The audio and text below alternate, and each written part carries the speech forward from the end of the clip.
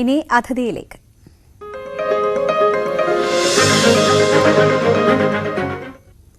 ചിത്രത്തിന്റെ സംവിധായകൻ ഭദ്രനാണ് ഇന്ന് ലേഡീസ് ബാൻഡിൽ അതിഥിയായി ചേരുന്നത്. സാർ സ്വാഗതം. ഓരോ ചിത്രങ്ങളും അത് എത്ര പ്രഗത്ഭരായ പിന്നണിക്കാരുണ്ടെങ്കിലും അത് തിയേറ്ററുകളിലേക്ക് എത്തുമ്പോൾ അത് പ്രേക്ഷകർ ഏറ്റെടുക്കുമോ, പുതിയ കഥാപാത്രങ്ങളെ ഉൾക്കൊള്ളുമോ, കഥ ഏറ്റെടുക്കുമോ തുടങ്ങി ആശങ്കകളും പ്രതീക്ഷകളും ഒക്കെ ഉണ്ടാകുമല്ലോ. ഇതിപ്പോൾ 2.5 പതിറ്റാണ്ടിന് മുൻപ് മലയാളികൾ ഇരു കൈയും നീട്ടി സ്വീകരിച്ച, ആഘോഷിച്ച, ഇപ്പോഴും ആഘോഷിച്ചുകൊണ്ടിരിക്കുന്ന ചിത്രം വീണ്ടും തിയേറ്ററുകളിൽ എത്തുകയാണ്. എന്തൊക്കെയാണ് പ്രതീക്ഷകൾ? തീർച്ചയായിട്ടും നേരത്തെ പറഞ്ഞ അങ്ങനത്തെ ആശങ്കകളൊന്നും എനിക്കില്ല, ഒപ്പം ഉത്കണ്ഠകളും. കാരണം ഇത് ആവശ്യപ്പെട്ടവർക്കായി ഞാൻ ഈ സിനിമ ഉണ്ടാക്കിയിരിക്കുന്നത്. കാരണം ലോകമെമ്പാടുമുള്ള മലയാളികൾ എത്രയോ വർഷങ്ങളായിട്ട് ഇത് വലിയ സ്ക്രീനിൽ കാണാനുള്ളൊരു ഓപ്പർച്യൂണിറ്റി സാർ ഉണ്ടാക്കി തരുമോ എന്നുള്ള അവരുടെ ഒരു റിക്വസ്റ്റ് ആണ് ഇങ്ങനെ ഒരു ചിന്തയിലേക്ക് നമ്മളെ കൊണ്ടുപോയതും. അതിന്റെ ഒരു ഒരു പിന്തുടർച്ച തന്നെയാണ് ഈ സിനിമ ഇന്ന് ഈ തരത്തിലായിരിക്കുന്നത്. ഒരുപക്ഷെ അതിന്റെ ഏറ്റവും വലിയ ഞാൻ നേരിൽ മുഖാമുഖം കണ്ട എക്സാമ്പിൾ ഇന്നലെ റീപ്ലെക്സിൽ മന്ത്രിമാർക്കൊക്കെ ആയിട്ട പ്രിവ്യൂവില് അനവധി ചെറുപ്പക്കാർ, ഏതാണ്ട് ഒരു 60% എങ്കിലും പത്രക്കാരും ഓൺലൈൻ MLA-മാരടക്കമുള്ള ഒത്തിരി. അപ്പൊ അവരുടെ എല്ലാം ഈ സിനിമ കഴിഞ്ഞതിന് ശേഷമുള്ള ഒരു പ്രതികരണം എന്നെ ഒത്തിരി സന്തോഷമുണ്ടാക്കിയിരിക്കെ. കാരണം അവരെല്ലാം ഒരിക്കലും പ്രതീക്ഷിച്ചില്ല ഇത്രയും ടെക്നിക്കൽ എക്സലൻസോടെ, ഇത്രയും സൗണ്ട് ക്വാളിറ്റിയോടെ ഞങ്ങൾ വളരെ ചെറിയ ഒരു പ്ലാറ്റ്ഫോമിൽ കണ്ടുകൊണ്ടിരുന്ന സിനിമയെ ഇത്രയും ലാർജർ ദാൻ ലൈഫ് എന്നുള്ളൊരു ഒരു കാഴ്ചയിൽ ഞങ്ങൾക്ക് കാണാൻ കഴിഞ്ഞില്ല എന്നുള്ള ഒത്തിരി ഫീഡ്ബാക്സുകൾ ഇന്നലെ എനിക്ക് കാണാൻ ഇടയായി. അതുകൊണ്ട് തന്നെ അങ്ങനെ വലിയ ആശങ്കകളും കണ്ടുകളൊന്നുമില്ല. പിന്നെ അത് സ്വീകരിക്കുക എന്നുള്ളത് അവരുടെ കർത്തവ്യമല്ലേ, സ്വീകരിക്കാൻ ഞാൻ പ്രതീക്ഷയോടെ കാത്തിരിക്കുന്നു. എല്ലാം കണ്ടത് തന്നെയാണ്, വലിയ മാറ്റങ്ങളൊന്നുമില്ല. പക്ഷെ ഒരു മാറ്റം ആ 8.5 മിനിറ്റാണ്. എന്താണ് ആ 8.5 മിനിറ്റിൽ എന്നറിയാനുള്ള കൗതുകമാണ് എല്ലാവർക്കും. അത് ചിത്രത്തിന്റെ സസ്പെൻസ് ആണോ, അതോ എങ്ങനെയായിരിക്കും അത് അനുഭവവേദ്യമാകുക ഈ നീളം കൂടിയ 8.5 minute?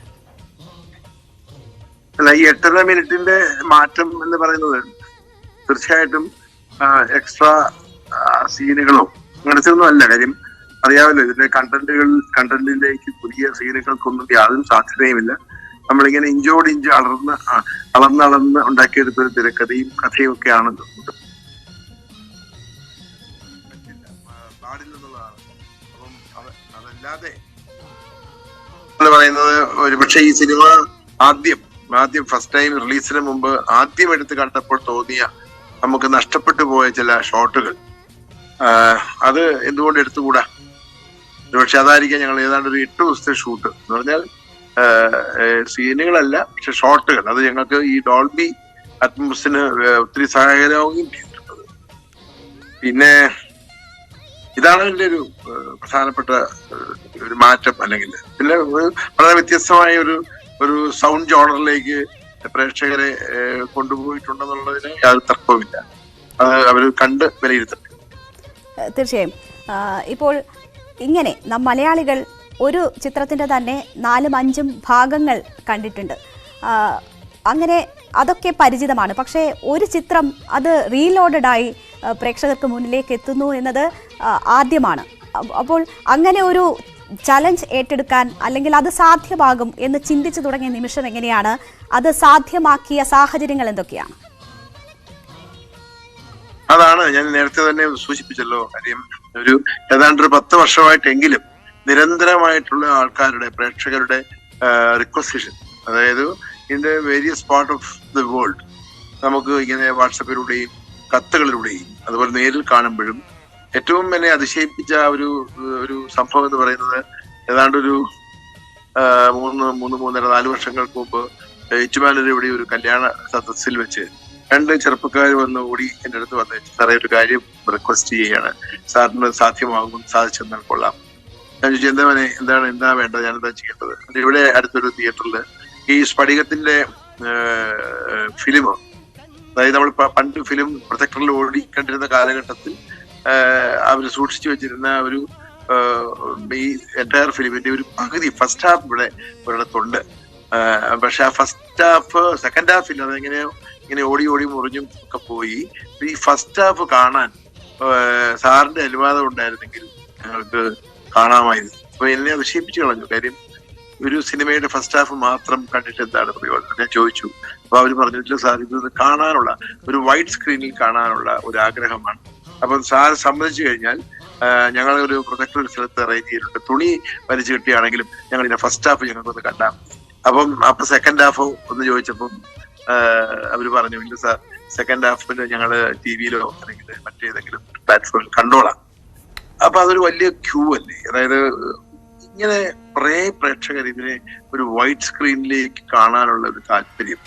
And in fact, maybe that is the main energy, for me to think about this procedure. Of course, ഇതിന്റെ കാര്യത്തിലേക്ക് കടന്നു വന്നപ്പോൾ ഒത്തിരി കോംപ്ലക്സസ് ഒക്കെ ഉണ്ടായിരുന്നു. അല്ല, ഞങ്ങൾ മറികടന്നു. എന്തായാലും ശരി, നെഗറ്റീവിൽ തന്നെ സ്കാൻ ചെയ്യപ്പെട്ടതും ഏറ്റവും ഗംഭീര ക്വാളിറ്റിയോടെ ഇതുണ്ടാക്കാൻ സാധിച്ചു എന്നുള്ളതാണ്. അതിന് ഞങ്ങൾക്കൊരു ഞങ്ങളുടെ കൂടെ ഒരു ടീം ജിയോമെട്രിക്സ് ഗ്രൂപ്പ് ഉണ്ട്. അവരുടെ സഹായവും അവരുടെയൊക്കെ ഒരു വലിയ സപ്പോർട്ട്സും ഇതിന് എനിക്ക് കിട്ടിയത് കൊണ്ടായിരിക്കാൻ പറ്റും. പക്ഷെ അത് ഇത്രയും ഭംഗിയായി അത് നമുക്ക് ഉണ്ടാക്കാൻ സാധിച്ചു. തീർച്ചയായും സർ, ചാക്കോ മാഷിന്റെ കഥാപാത്രത്തെ അനശ്വരമാക്കിയ തിലകൻ ഇല്ല നമുക്കൊപ്പം ഇപ്പോൾ.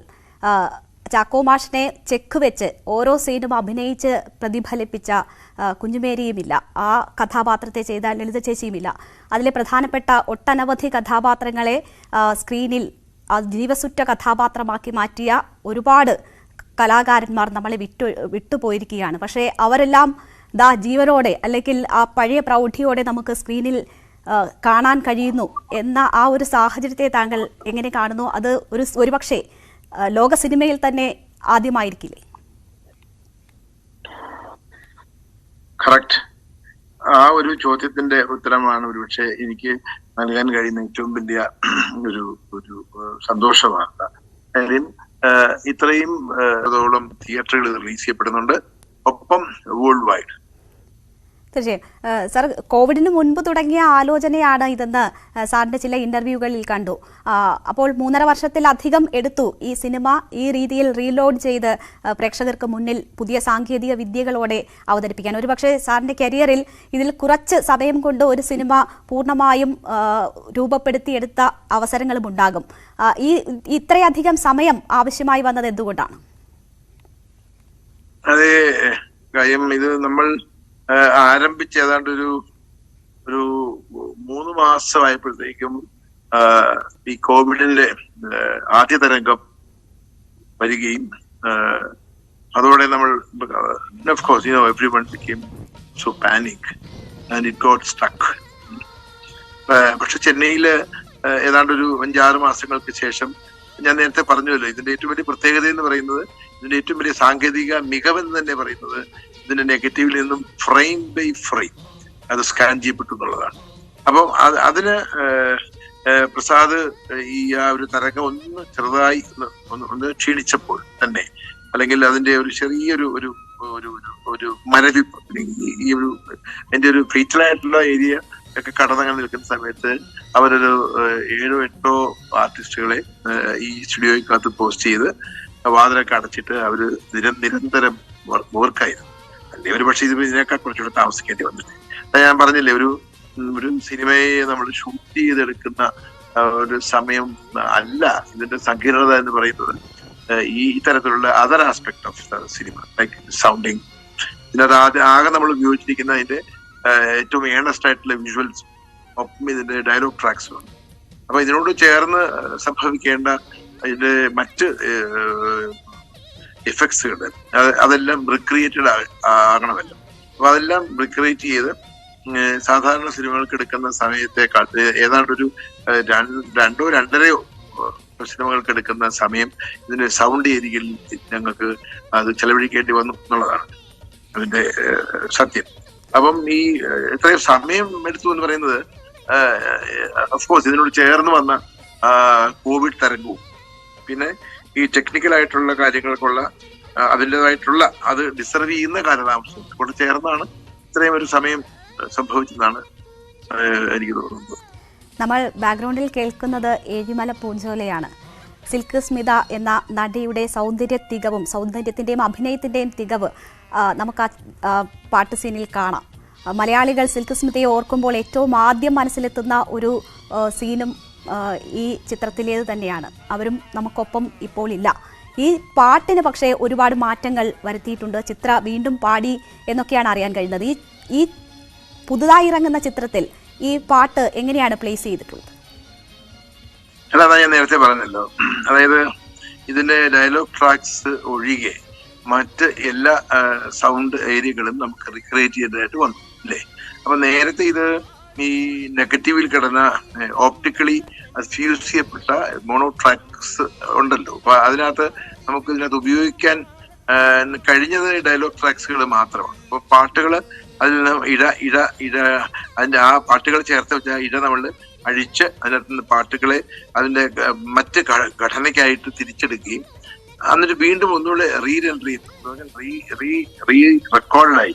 ഇപ്പം ചിത്ര തന്നെ ഈ പാട്ട് പാടിയത് ഏതാണ്ട് ഒരു 10 ദിവസത്തെ വോയിസ് റെസ്റ്റ് എടുത്തതിന് ശേഷമാണ്. കാര്യം ചിത്രയ്ക്ക് തന്നെ പറയുന്നത്, ഞാൻ ഇത്രയും 10-30 വർഷങ്ങൾക്ക് മുമ്പ് പാടിയ ഈ പാട്ടിന്റെ അതിന്റെ ആ ഒരു അഗ്നിയോടെ അതിന്റെ ഒരു രസതന്ത്രം എനിക്ക് സൂക്ഷിക്കാൻ കഴിയുമോ എന്ന് ഞാൻ സംശയിക്കുന്നു. അതുകൊണ്ട് സാർ ഞാൻ പറയാം, ഞാൻ ഒരു ഇച്ചിരി കാലതാമസം തരൂ എന്ന് പറഞ്ഞ്.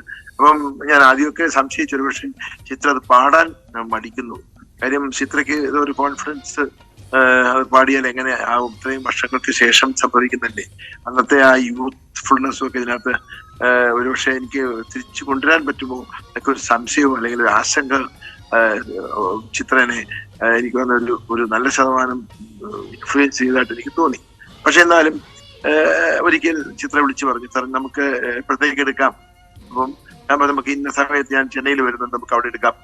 അപ്പൊ എനിക്കൊരു ഇന്നലെ ഇരുന്ന് ഒരു 10 ദിവസത്തെ ഒരു വോയിസ് റെസ്റ്റ് ഞാൻ എടുക്കാൻ പോവാണ്, ഒരു പരിപാടിക്ക് ഞാൻ പോകുന്നില്ല എന്ന് പറഞ്ഞ് ഇവർ എന്തൊരു കമ്മിറ്റ്മെന്റ് ആണെന്ന് ആലോചിച്ച് നോക്കുന്നത്. 10 ദിവസത്തെ വോയിസ് റെസ്റ്റ് എടുത്തതിന് ശേഷമാണ് ചിത്ര ഈ പാട്ട് പാടിയത്. അപ്പം ഈ പാട്ട് ചിത്ര പാടിയാലേ ഉള്ളൂ ഇതിനോട് ചേർന്ന് ഇതിനോടൊപ്പം ഓർക്കസ്ട്രേറ്റ് ചെയ്യപ്പെട്ടിട്ടുള്ള മറ്റ് എല്ലാ ഇൻസ്ട്രുമെന്റ്സിലും അടക്കമുള്ള അറ്റ്മോസ്ഫിയറിലേക്കുള്ള മിക്സിന് നമ്മുടെ കൈക്കകത്ത് വളരെ ഇൻഡിപെൻഡന്റ് ട്രാക്സുകൾ നമുക്ക് ആവശ്യമുണ്ടല്ലോ. അപ്പൊ ഇങ്ങനെ പാടിയാൽ മാത്രമേ ഉള്ളൂ നമ്മൾ ഉദ്ദേശിക്കുന്ന ഈ അറ്റ്മോസ്ഫിയറിലേക്ക് കൊണ്ടുവരാൻ നമുക്ക് സാധ്യമാകുള്ളൂ. പിന്നെ പ്രത്യേകിച്ച് ഈ ഒരു സിനിമയുടെ ഏറ്റവും വലിയൊരു പ്രത്യേകത എന്ന് പറയുന്നത്, ഈ ഇന്ത്യൻ മഹാരാജ്യത്ത് ഈ 4K റീസ്റ്റോർഡ് ആയിട്ടുള്ള ഈ ഒരു ഫിലിമിലേക്ക് ഈ ഇങ്ങനെ ഒരു എന്താ പറയാ ശബ്ദത്തിന്റെ ഒരു സന്നിവേശം അല്ലെങ്കിൽ ശബ്ദത്തെ നമ്മൾ ഇതിനകത്തോട്ട് ചേർത്തെടുത്ത ആ ഒരു ടെക്നോളജി തന്നെ ആദ്യത്തെ സിനിമയാണ്. അപ്പം ചിത്ര തീർച്ചയായിട്ടും ഉണ്ടോ അതിനുവേണ്ടി സഹകരിച്ചു തന്നതിന്റെ അത് ഇപ്പൊ പാട്ട് കേൾക്കുമ്പോൾ പോലും എനിക്ക് തോന്നി ഒരു പക്ഷേ ഈ ആദ്യം ചിത്ര പാടിയതിനേക്കാൾ കുറച്ചുകൂടെ ഒരു നല്ല ഫയറോടെ അല്ലെങ്കിൽ നല്ലൊരു യൂത്ത്ഫുൾനെസ് ആയിട്ട് ശബ്ദം എനിക്ക് അങ്ങനെ ഫീൽ ചെയ്തു. ഇനിയിപ്പോ അത് പ്രേക്ഷകനാണത് വിലയിരുത്തേണ്ടത്. ചിത്ര ചേച്ചിക്ക് കിട്ടുന്ന വലിയൊരു അഭിനന്ദനം തന്നെയായിരിക്കും വീണ്ടും സാറിന്റെ തന്നെ ഈ വാക്കുകൾ. അന്നത്തേക്കാൾ ആ 28 വർഷത്തേക്കാൾ വളരെ നന്നായി ഇപ്പോൾ. ഞാൻ ഒന്നുകൂടെ തിരുത്തിക്കോട്ടെ. ഞാൻ ഇത് ആദ്യം ഞങ്ങൾ ഈ ഒരു പ്രോസസ്സ് ചിന്തിച്ചപ്പോൾ ചിത്രയ്ക്കിത് സാധ്യമാകുമോ എന്ന് ഞാനൊന്ന് സംശയിച്ചു. കാര്യം ചിത്രയുടെ ആ പഴയ ആ ഒരു സ്വീറ്റ്നെസ്സും യൂത്ത്ഫുൾനെസ്സും ഒക്കെ ഇന്ന് ഈ 30 വർഷങ്ങൾക്ക് ശേഷം അതെങ്ങനെയാകുമെന്ന് ഞാൻ തന്നെ സംശയിച്ചു. അങ്ങനെ ഞങ്ങള് ഒന്ന് ചിത്രയെ മാറ്റി നിർത്തി ഈ ഒന്ന് പാടിച്ചാലോ എന്നൊക്കെ ഞങ്ങളുടെ ചിന്തയിൽ ചില അബദ്ധധാരണകൾ കടന്നുകൂടി. പക്ഷെ അതിനൊന്നും ഞാൻ എന്തോ വഴിപ്പെട്ടില്ല എന്നുള്ളതാണ് പരമമായ സത്യം. കാര്യം അത് അങ്ങനെങ്ങാനും പോയിരുന്നുവെങ്കിൽ ഞങ്ങൾക്ക്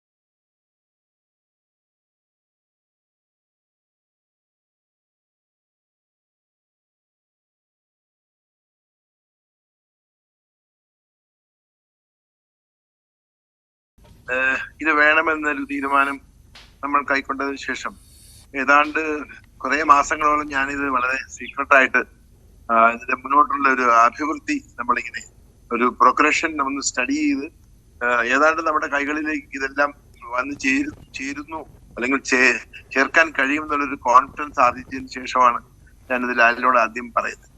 അപ്പം നമുക്ക് എല്ലാവർക്കും അറിയാമല്ലോ, ലാലിന്റെ ഒരു സ്വയസിദ്ധമായിട്ടുള്ള ഒരു ഭയങ്കര എന്താ പറയാ ഒരു ചൈൽഡിഷ് നേച്ചർ ഉണ്ട്. എല്ലാത്തിനെയും വളരെ വിസ്മയത്തോടെ വളരെ കൗതുകത്തോടെ കേൾക്കുന്ന ഒരു കൊച്ചുകുട്ടിയെ പോലുള്ള ഒരു കളിപ്പാട്ടം കയ്യിൽ കിട്ടുമ്പോൾ ഒരു കുഞ്ഞുകുട്ടി കാണിക്കുന്ന ആ ഒരു ആദരവും സ്നേഹവും അല്ലെങ്കിൽ ആ ഒരു ക്യൂരിയോസിറ്റിയും ഒക്കെ തന്നെയായിരുന്നു ലാലിനുണ്ടായിരുന്നത്. തീർച്ചയായും ഇതുപോലെ ലാലിനെ ഇനിയും സ്ക്രീനിന് മുന്നിൽ ഞങ്ങൾക്ക് വേണം എന്ന ആഗ്രഹമാണ് മലയാളികൾ ഓരോ തവണയും അദ്ദേഹത്തിന്റെ ഓരോ പുതിയ ചിത്രം എത്തുമ്പോഴും പഴയ ലാലിനെ ഞങ്ങൾക്ക് തിരിച്ചു വേണം എന്ന് ആഗ്രഹിക്കുന്നവരാണ് ഓരോ മലയാളികളും. വീണ്ടും അത് സാധ്യമായിരിക്കുകയാണ്. പുതിയ സാങ്കേതിക വിദ്യയിൽ പഴയ മോഹൻലാൽ, 28 വർഷം മുൻപുള്ള മോഹൻലാൽ ജനങ്ങൾക്ക് മുന്നിലേക്ക്, പ്രേക്ഷകർക്ക് മുന്നിലേക്ക് എത്തുകയാണ്.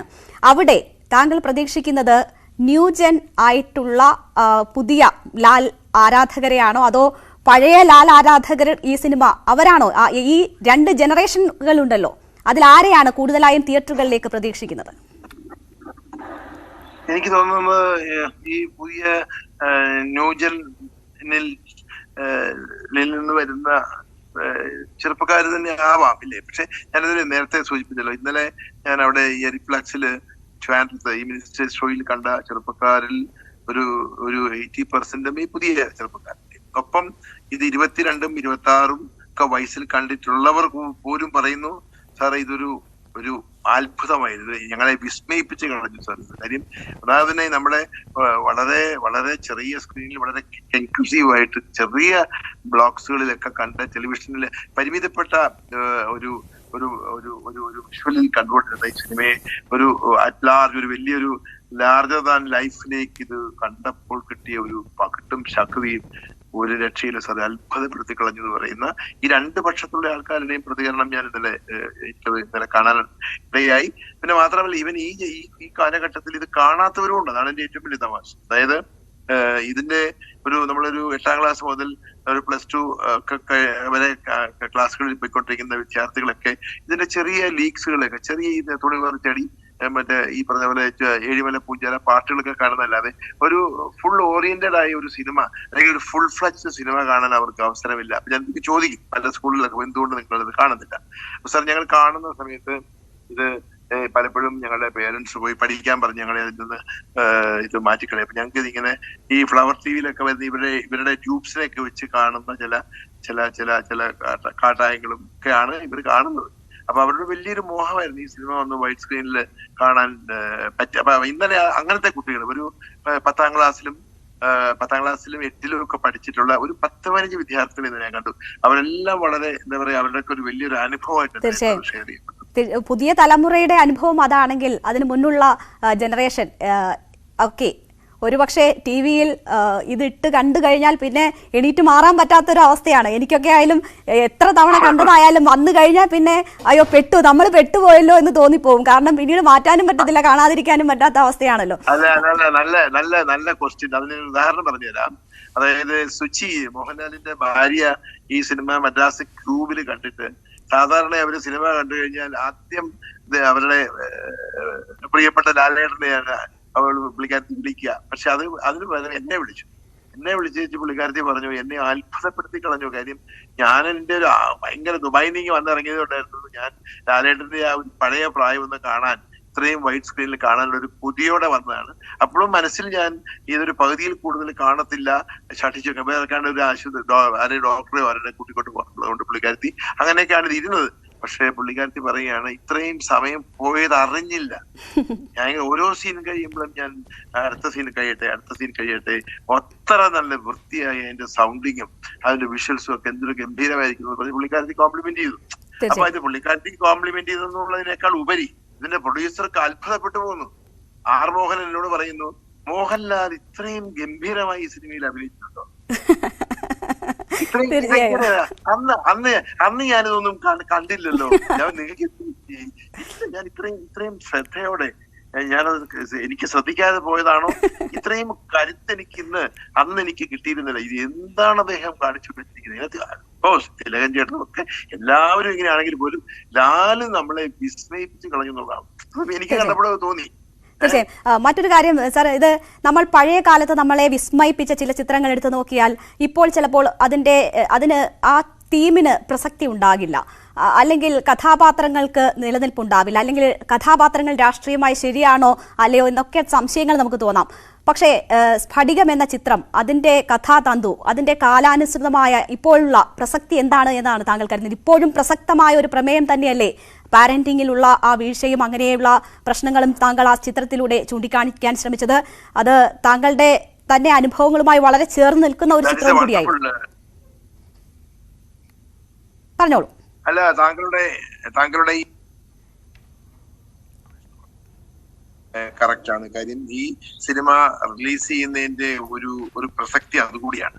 കാരണം ഇന്നും പേരൻസ് കുട്ടികളെ തങ്ങളുടെ താല്പര്യങ്ങൾക്കൊത്ത് അവരെ പ്രഷറൈസ് ചെയ്യുന്നു എന്നുള്ളതിന്റെ അനവധി വീഡിയോകൾ ഞാൻ ദിനംപ്രതി കണ്ടുകൊണ്ടിരിക്കുന്നതാണ്. അതിലെ ഏതാനും വീഡിയോകൾ നമ്മുടെ ഈ സിനിമയിൽ ചേർത്തിട്ടുണ്ട്.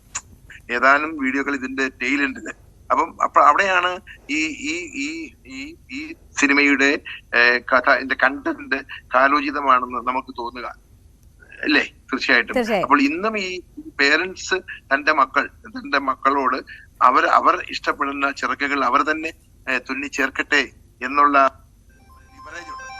അങ്ങനത്തെ ഒരു നൽകാതെ അവര് തന്നെ നീ അതിന് ഇതിന് ഈ കോഴ്സിന് അവിടെ പോയി രക്ഷപ്പെടുള്ളൂ എന്നുള്ള ഇങ്ങനെയുള്ള ഒരു അപജയം ഇന്നും ഇവർ സൂക്ഷിക്കുന്നുള്ള പരമാവധി. തീർച്ചയായും അങ്ങനെ ഈ കാലത്തും വളരെ പ്രസക്തമാണ് ആ സിനിമ ആ നിലയ്ക്ക്. സാർ, ഒരു കാര്യം കൂടി അവസാനമായി, ഇത് ഒരു പുതിയ ട്രെൻഡാണല്ലോ. നമ്മൾ മുൻപ് കണ്ട് ആഘോഷിച്ച് ഒരുപക്ഷെ അതിലെ ഡയലോഗുകൾ പോലും കാണാപ്പാഠമായ ഒരു ചിത്രം വീണ്ടും ബിഗ് സ്ക്രീനിൽ പുതിയ സാങ്കേതിക വിദ്യയോടുകൂടി വരുന്നു.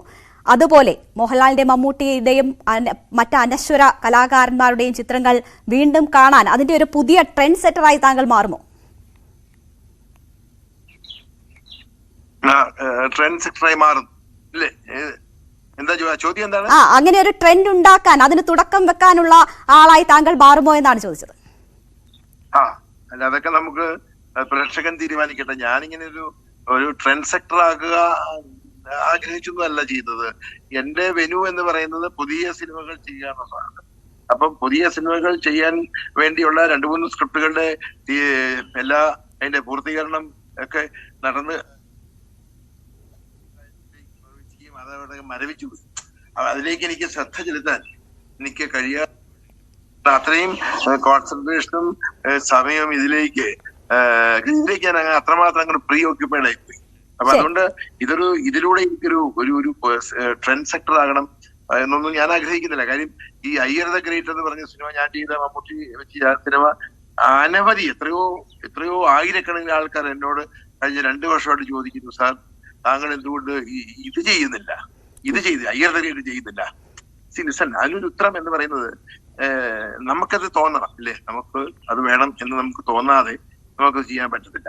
ഇതിന്റെ തീം ഇത്രയും കാലോചിതമായതുകൊണ്ടും ഇത്രയും പ്രസക്തമായതുകൊണ്ടും ഒക്കെ കൂടി തന്നെയാണ് ഇത് ഒരിക്കൽ കൂടി കാണണം എന്ന്, അല്ലെങ്കിൽ കാണിക്കണം എന്നൊരു ആഗ്രഹം എന്നിലുണ്ടായത്. പിന്നെ മാത്രമല്ല, അതിന്റെ ഒരു എനർജി ഉണ്ടല്ലോ, ഇത് കാണണമെന്ന് ആവശ്യപ്പെടുന്നവരുടെ ആ ഒരു എനർജി. ഈ അയ്യർ ദ ഗ്രേറ്റ് ഇങ്ങനെ ഒരിക്കൽ കൂടി ഈ പടം ഞാൻ ചെയ്യാൻ ഒരുങ്ങി ഇതിന്റെ വർക്കുകൾ പോയിക്കൊണ്ടിരിക്കുന്ന സമയത്ത് ഇങ്ങനെ കൂട്ടമായിട്ട് ആൾക്കാർ ചോദിക്കുന്നല്ലാതെ ഈ സ്ഫടികം ഒന്ന് വലിയ സ്ക്രീനിൽ കാണാൻ ആഗ്രഹിച്ച് ചോദിക്കുന്നവരെ പോലെ ഒരു വലിയൊരു എനർജി ഒന്നും ഞാൻ ഇതിൽ കണ്ടിട്ടില്ല. ഇനി അതല്ല ഇവിടെ പ്രശ്നം. ഞാൻ അങ്ങനെ ഇനി ഒരു മേലിൽ അങ്ങനെ ഒരു സിനിമ ചെയ്യാൻ ആഗ്രഹിക്കുന്നില്ല. ഇത് ചെയ്തു. ശരി, അതാരെങ്കിലും സാറിന്റെ ഈ ഉദ്യമം ആരെങ്കിലും അനുകരിക്കാൻ ശ്രമിക്കുമോ? അങ്ങനെ ഒരു ട്രെൻഡ് ഉണ്ടാകുമോ എന്നതായിരുന്നു ഞാൻ ചോദിച്ചത്. എന്തായാലും സാർ, ഞങ്ങളുടെ പ്രിയ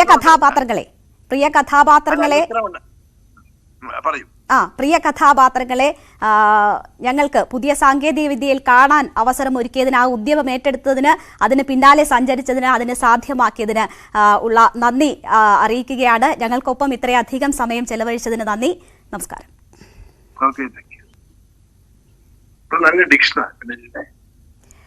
ലേഡീസ് ബാൻഡ് പൂർണ്ണമാവുകയാണ്. നമസ്കാരം.